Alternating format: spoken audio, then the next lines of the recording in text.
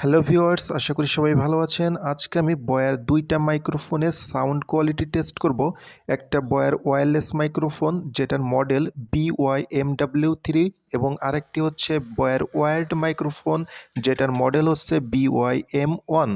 তো এই ভিডিওতে আমি কোনো রকম সাউন্ড এডিট করব না, যে ভয়েসটা আপনারা শুনতে পারবেন সেটা হচ্ছে মাইক্রোফোন দুটির অ্যাকচুয়াল সাউন্ড।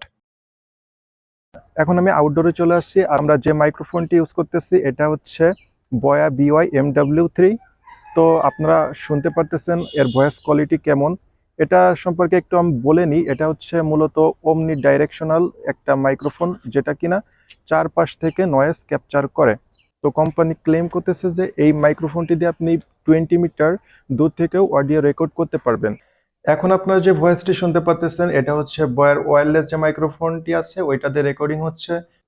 এখন আপনারা যে ভয়েসটি শুনতে পারতেছেন এটা হচ্ছে আমি ইনডোরে শুট করতেছি আর এটা রেকর্ডিং হচ্ছে বয়া BY-M1, অর্থাৎ হচ্ছে ওয়্যার যে মাইক্রোফোন ওইটা দিয়ে।